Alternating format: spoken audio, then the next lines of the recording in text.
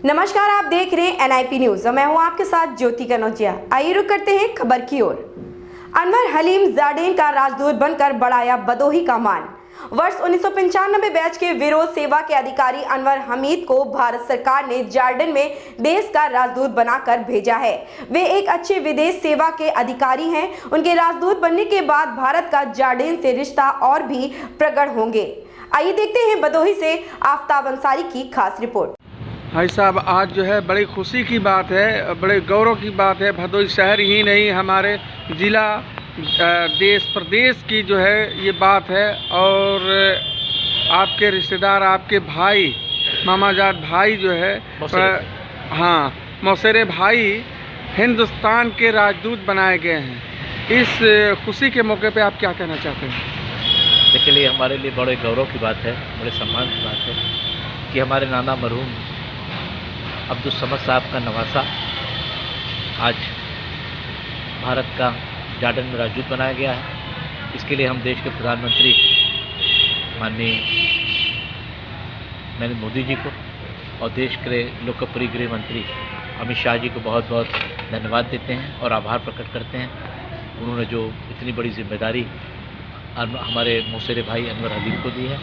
मेरे नाना समद साहब, मरहूम समद साहब, वो बनारस से विधायक हुआ करते थे और देश के प्रथम भारतीय निर्यातक भी थे। उनका बहुत बड़ा योगदान रहा। उनके कोई लड़का नहीं था, उनकी बेटियां थीं। मेरी माँ सबसे बड़ी थी। मेरी माँ की चौथी बहन, उनकी माता जी जुबैदा खातून और उनके पिता डॉक्टर अब्दुल हलीम के बेटे हुए। भारत 1995 में इनका भारत विदेश सेवा में चयन हुआ और विभिन्न पदों पर रहते हुए इन्होंने देश का गौरव बढ़ाया। सऊदी अरब में भी हज काउंसिल के रूप में काम किया। पिछले वर्षों से भी उनको माननीय हमारे देश के प्रधानमंत्री जी ने काफ़ी जिम्मेदारी रखी थी और सार्क देशों का पूरा ये देख रहे थे। लेकिन हमें सबसे खुशी उस वक्त हुई कि जब हमारे प्रधानमंत्री जी ने और गृह मंत्री जी ने उन्हें भारत का जार्डन में राजदूत बना के भेजा।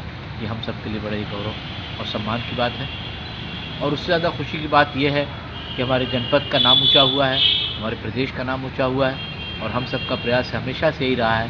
हमारे नाना मरहूम का हमेशा से यही सोच रही है कि हमें जो भी मिले, अगर जो भी मिले उससे गरीबों का भला होना चाहिए, कमज़ोरों का भला होना चाहिए।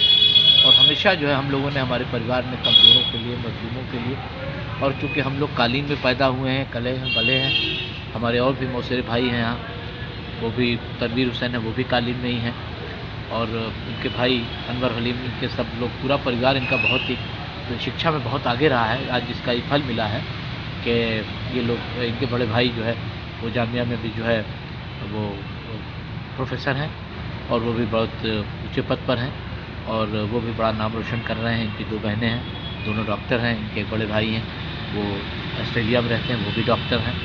तो पूरा परिवार ही बहुत पढ़ा लिखा हुआ है। और हमारी मौसी ने यहीं स्कूल में पढ़ा। उसके बाद उनको पढ़ाई का इतना शौक़ था कि शादी के बाद भी तमाम बच्चों को पढ़ाने के बावजूद भी उन्होंने जो है खुद ग्रेजुएट किया। उनकी बड़ी इच्छा थी कि मैं LLB करूं। और उनकी जो सबसे बड़ी खासियत थी, जो हमको, जिससे हमें सबक लेना चाहिए, प्रेरणा लेना चाहिए, कि अपने बच्चों की पढ़ाई के लिए वो इतना जागरूक थी, इतना ज़्यादा ध्यान देती थी कि बच्चों का अगर इम्तिहान होने वाला होता था तो वो कोई भी अगर मेहमान हो, उससे वो कह देती थी कि देखो भैया, इस वक्त मेरे घर मत आइएगा, मेरे बच्चों का इम्तिहान होने वाला है। कि उनकी कड़ी मेहनत का फल रहा कि आज उनका बच्चा, उनका बेटा अनवर हलीम भारत का जार्डन में राजदूत बना है। अनवर हलीम इससे पहले कुछ किसी पद पे थे वो? हाँ, अनवर हलीम इससे पहले जो है वो सऊदी अरब में हज काउंसिल के रूप में भी काम कर चुके हैं और श्रीलंका में भी भारत का प्रतिनिधित्व कर रहे थे। लेकिन उन्हें राजदूत का पद पहली बार हमारे भारत सरकार ने दिया है और ये हम लोगों के लिए बहुत ही खुशी, बड़ी गौरव की बात है। ठीक, धन्यवाद। भाई साहब, उनका जो है भदोही में कब आना होगा और ननिहाल से उनका कैसा रिश्ता रहा? ननिहाल से बहुत अच्छा रिश्ता था उनका, हमेशा आते जाते थे। लेकिन पढ़ाई व्यस्तता के कारण जब वो चले गए, IFS हो गए, तो उसके बाद बहुत व्यस्त रहे। भारत विदेश सेवा देश का सर्वोच्च पद है।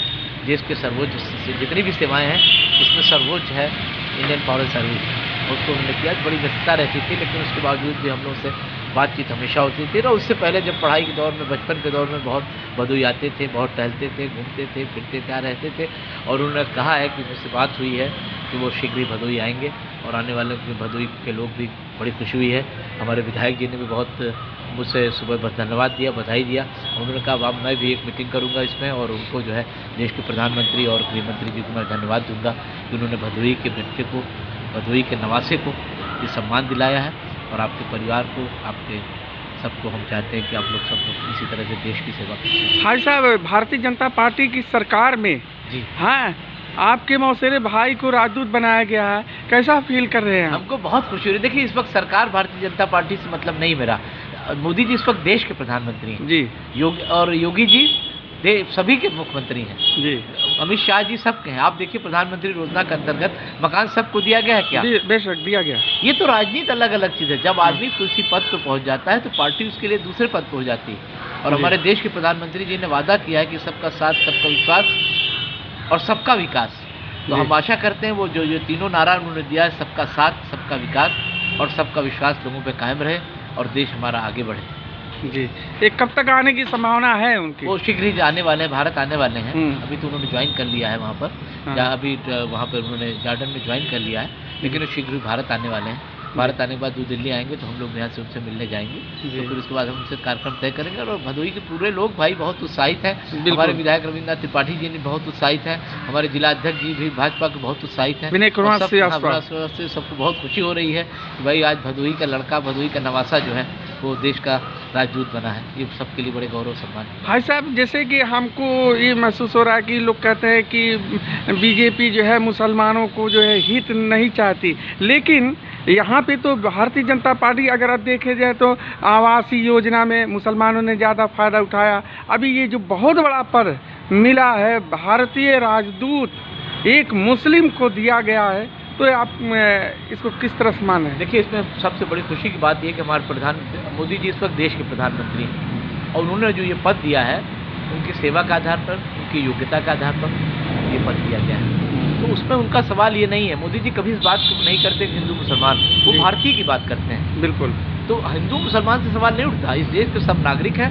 वो कहते हैं 130 करोड़ का मैं प्रधानमंत्री हूँ जी, और वो करके भी दिखा रहे हैं। और निश्चित रूप से आज भी जो लोगों के अंदर लोगों ने भ्रम पैदा किया है वो निश्चित ही आगे ठीक होगा। इससे ऐसा महसूस किया जा सकता है कि भारतीय जनता पार्टी जो है जात पात और धर्म ऊंच नीच की जो है राजनीति करती नहीं। राजनीति नहीं बात करनी है, इसमें मैं कोई बात नहीं कर पाऊंगा। पार्टियां चुनाव जीतने के लिए सभी पार्टियां कुछ न कुछ करती रहती हैं। वो जात पात धर्म जो है ये कुछ भी नहीं। भारतीय समाज बहुत मजबूत है और हम सब एक, हम लोग भारतीय हैं।